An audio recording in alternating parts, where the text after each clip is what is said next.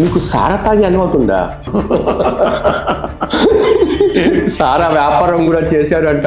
కుండ పట్టుకుని వ్యాపారం చేస్తూ మేజిస్ట్రేట్ ముందు హాజరుపరచగానే 14 days రిమాండ్ అంటారు. పిట్టి కేసుకే.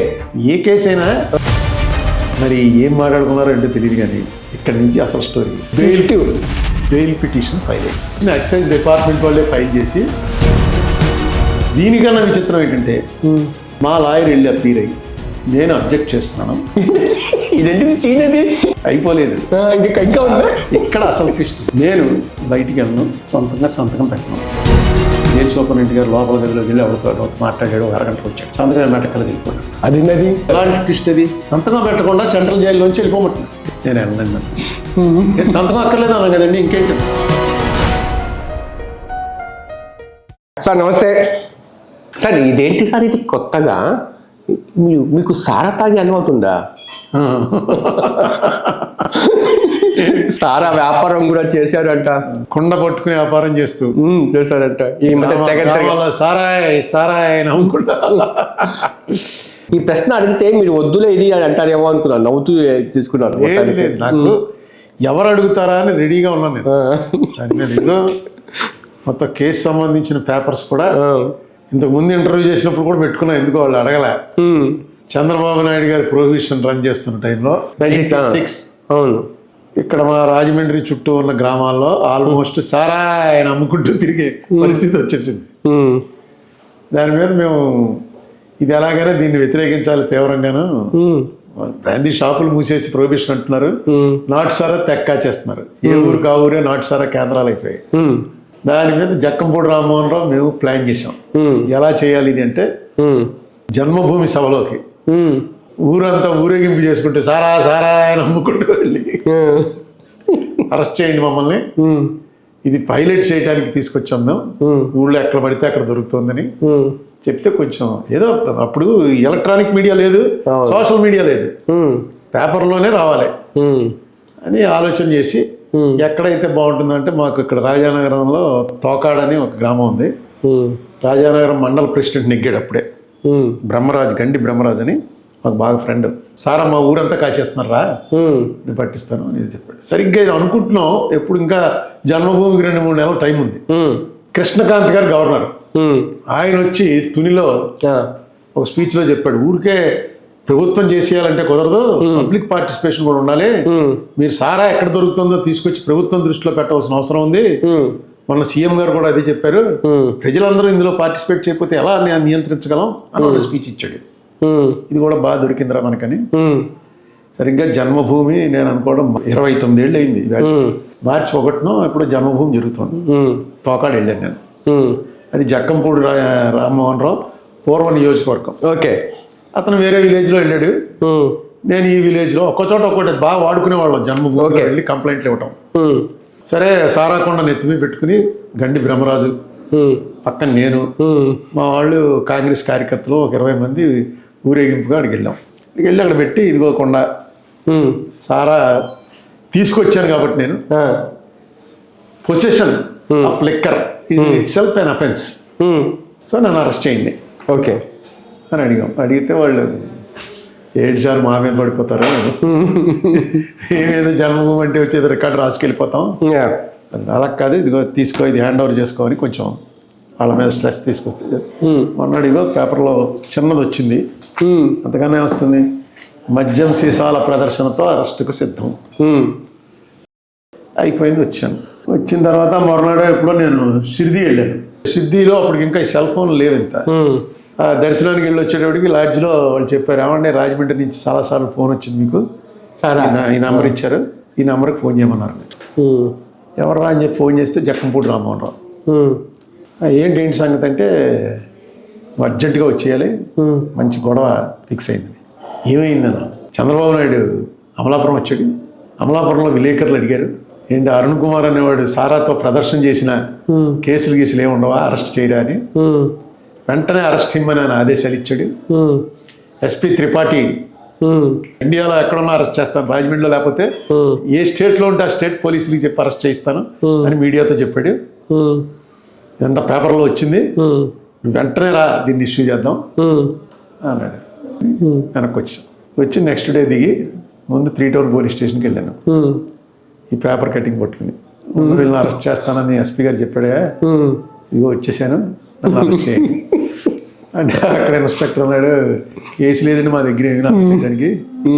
మరి ఎస్పీ గారు ఏ ఉద్దేశంతో చెప్పారు, అయినా ఇది ఎక్సైజ్ కేసు కదా, నేను చదివాను పేపర్లో, సీఎం గారు అన్నారు. ఎక్సైజ్ ఆఫీస్కి వెళ్ళాను.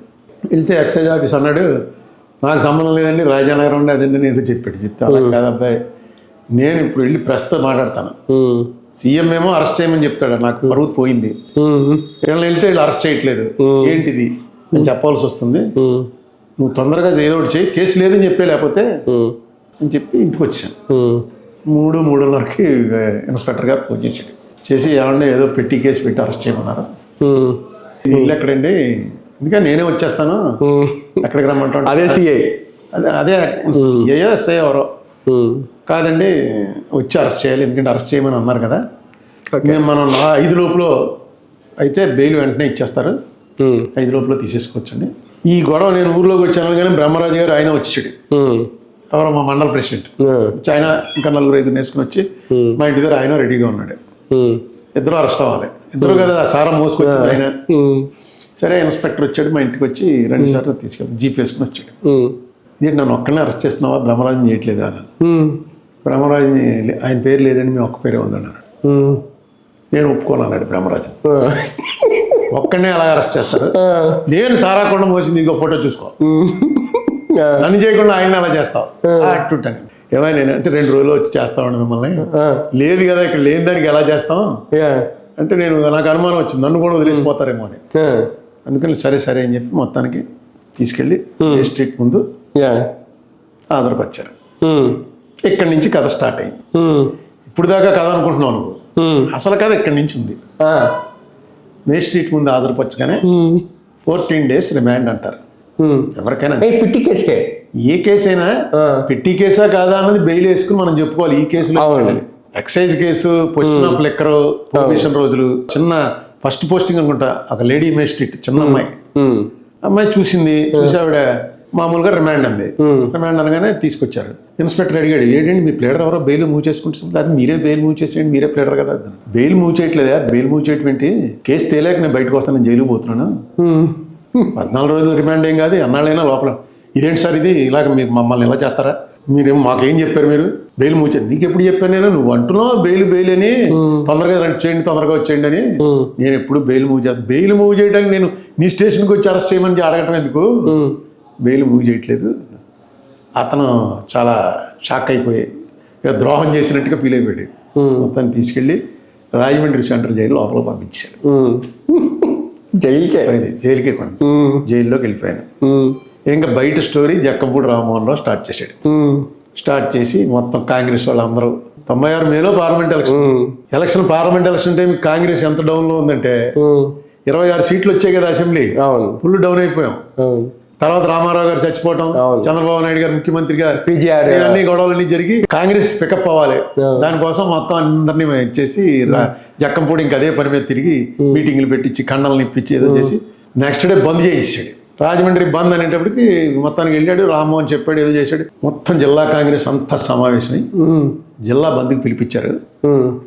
జిల్లా బంద్ లోపల అరుణ్ కుమార్ విషయంలో మేము చేసింది తప్పు అని గనక ప్రభుత్వం చెప్పి అతన్ని విడుదల చేయకపోతే, అతను బెయిల్ తీసుకొని అంటున్నాడు, విడుదల చేయకపోతే రాష్ట్ర బంధుకు పిలిపిస్తున్నాం. మరి ఏం మాట్లాడుకున్నారో ఏంటో తెలియదు కానీ ఇక్కడి నుంచి అసలు స్టోరీ. ఇంకా బెయిల్ పిటిషన్ ఫైల్ అయింది. ఎవరు ఫైల్ చేశారు, ఎక్సైజ్ డిపార్ట్మెంట్ వాళ్ళు. అవునా, అదేంటి రివర్స్ లో ఉంది. Reverse bail petition excise department వాళ్ళే ఫైల్ చేసి శాంతి భద్రతల దృష్ట్యా అరుణ్ కుమార్కి బెయిల్ ఇప్పించవలను అది క్లియర్గా ఇదిగో ఫర్దా. దాని బదులు అసలు చార్జ్ షీట్ ఫాల్స్ కొట్టేసి అది ఎలా కొడతారు, కేసు రిజిస్టర్ చేసిన తర్వాత ఫాల్స్ పెడితే అడదే తప్పుగా పెట్టింది వాళ్ళే, సుమోటో కేసు పెట్టింది వాళ్ళే, పెట్టిన కేసు ఫాల్స్ అని చెప్పలేరుగా. అందుకని కేసు నాన్ బెయిలబుల్ అయినప్పటికీ శాంతి భద్రతల దృష్ట్యా బంధు పేరుతోటి ఇదంతా రాశారు. బంధు పేరు చెప్పి యాంటీ సోషల్ ఎలిమెంట్స్ వచ్చేసి మొత్తం సర్వనాశనం అయిపోతుంది. అందుకని అతను బెయిల్ మూవ్ చేయకపోయినా సరే బెయిల్ పిటిషన్ మీద సెల్ఫ్ బెయిల్ మీద వదిలేయండి అని చెప్పి కాగితం ఇది ఫస్ట్ ఆఫ్ ఇట్స్ కైండ్ ఎక్కడ జరగదు. దీనికన్నా విచిత్రం ఏంటంటే మా లాయర్ వెళ్ళి అప్పీర్ అయ్యి నా తరఫున లాయర్ మైలవరపు సాంబశివరావు అని మా ఫ్రెండ్ ఉండేవాడు, పోయాడు పాపం, ఆయన అప్పీర్ అయ్యి నేను అబ్జెక్ట్ చేస్తున్నాను. ఇదేంటి సీన్ అది ఇలా ఉంది? ఇండియాలో జరగలేదు ఎక్కడైనా. నేను అబ్జెక్ట్ చేస్తున్నాను ఎందుకంటే మేము ఆల్రెడీ హైకోర్టులో ఈ కేసు క్వాష్ చేయమని వేయబోతున్నాం. ఈ కేసు అన్యాయంగా పెట్టారని గవర్నమెంట్ మీదకి వెళ్ళబోతోంది. సో ఈ టైంలో వీళ్ళు బెయిల్ మూవ్ చేయడం ఏంటి? అసలు బెయిల్ మూవ్ చేసే హక్కు వీళ్ళకి ఎక్కడుంది? అసలు కేసు తీసేమనండి, బెయిల్ మూవ్ చేయడం ఏంటి అని ఈ ప్లేడరు అంటే ఆవిడ మేజిస్ట్రేట్ గారు కొత్త ఆవిడకి అర్థం అవ్వలేదు. అర్థం అవ్వక ఎనీవే సెల్ఫ్ దీని మీద ఒక కాగితం మీద దాన్ని ఏమంటారు సెల్ఫ్ బెయిల్ అలా ఇస్తారా? ఇస్తారు. స్టేషన్ బెయిల్ అవి ఇస్తుంటారు, స్టేషన్ బెయిల్ ఇస్తారు. నాన్ కాగ్నిజబుల్ అఫెన్సెస్కి ఇస్తుంటారు. మీరే సంతకం పెట్టేసి నేను ఎప్పుడు పిలిస్తే అప్పుడు వస్తాను, ఒక సొంత పూచీకత్తు మీద విడుదల చేస్తున్నాం వెళ్ళండి అన్నారు. సొంత పూచీకత్తు ఆర్డర్స్ అన్ని ఇవన్నీ మా వాళ్ళందరూ ఫీల్ అవుతున్నారు. మొత్తం కాంగ్రెస్కి సంబంధించిన ముఖ్యులందరూ కూడా సెంట్రల్ జైలుకి వచ్చేసారు. ఎక్సైజ్ డిపార్ట్మెంట్ వాళ్ళు ఆ బెయిల్ పట్టుకుని సెంట్రల్ జైలుకి వచ్చేసారు. మొత్తం జనం అంతా అయిపోయాక అక్కడి నుంచి ఊరేగింపుగా తీసుకెళ్దాం వాడిని, విజయం సాధించాం. అయిపోలేదు ఇక్కడ అసలు కృష్ణ. నేను బయటికి వెళ్ళను, సొంతంగా సంతకం పెట్టను. సంతకం పెడితే ఒప్పేసుకున్నట్టు ఇంకేముంది? వెళ్ళకూడదని ఒక ఇష్యూ మీద వచ్చాను నేను. ఎలా వెళ్తాను? నేను వెళ్ళండి. నేను మా వాళ్ళకి మర్చిపోయింది. ఏమైనా ఎన్నాళ్ళు ఆగుతావు ఇది? ఇప్పుడు 3 రోజులు అయిపోయింది.